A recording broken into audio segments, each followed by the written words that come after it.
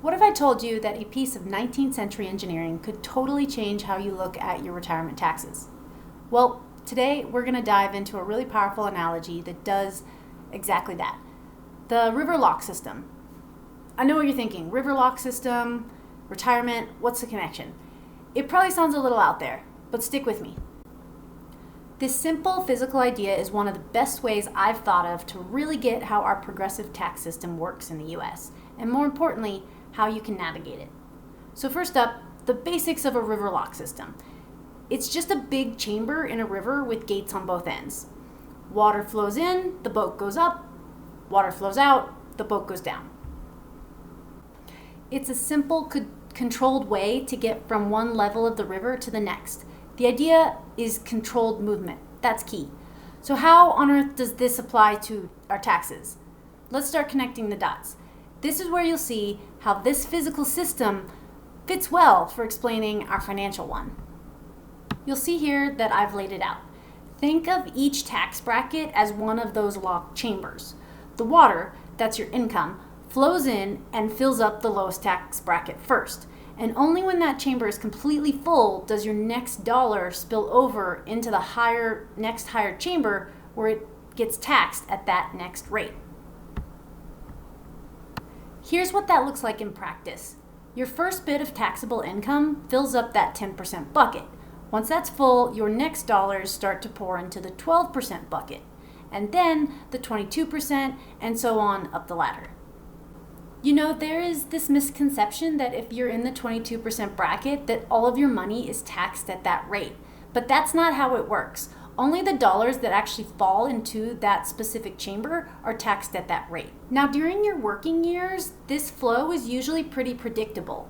But in retirement, an unexpected problem can pop up, something that you could think of as a tax flood. And that challenge has a name. It's called required minimum distributions, or RMDs. Once you hit a certain age, say 73, the government says you have to start taking money out of your pre-retirement accounts. You know, like your TSP, 401ks, or a traditional IRA. And guess what? Every one of those withdrawals counts as taxable income. These RMDs can act like this sudden, uncontrollable surge of water, overflowing the little chamber you had planned for and pushing you into a higher tax bracket. The potential difference in your tax bill could be significant once those RMDs kick in, especially once you factor in Social Security and retirement income from a spouse or pension. But what if you could be the one controlling the flow of water? This is where a really smart strategic choice comes into play. It's called a Roth conversion, and the idea is instead of just waiting for those forced RMD years or that flood to happen, you proactively choose to move money from your pre-tax accounts into a Roth account. Now, there is a trade-off, and it's a pretty straightforward one. You pay the income taxes on that money, but on your own terms. Using our analogy, you are the one opening the gates, deciding exactly how much water to let in and to move and when. So if we are to compare these two paths side by side, with the RMD flood, it's a passive experience. These distributions are forced on you, and possibly at a time that's not great for your tax situation. But with a strategic conversion, you're in the driver's seat.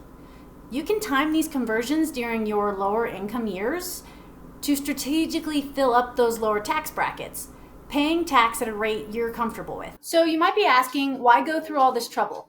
Well, it's because the long-term payoff can be significant, and it offers something we all want in retirement: peace of mind. Let's break it down. You pay taxes now, maybe at a much lower rate than you'd face down the road. After that, the money grows completely tax-free, and when you go to take it out in retirement, those qualified withdrawals are also tax-free.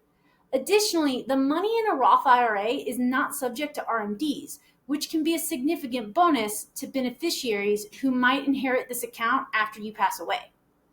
Last important point I need to make. This explainer video is for educational purposes. Everybody's financial situation is unique. A Roth conversion is a complex decision and has permanent consequences. So it's essential that you talk to a qualified financial advisor to figure out if it's the right move for you. I'll leave you with this question to think about. Now that you know about this tax bracket lock system, and you know it's possible to be more strategic about taxes in retirement, are you going to be the one at the controls opening and closing the gates, or are you just going to wait for the flood? It's definitely worth considering. Thanks for watching. Don't forget to subscribe.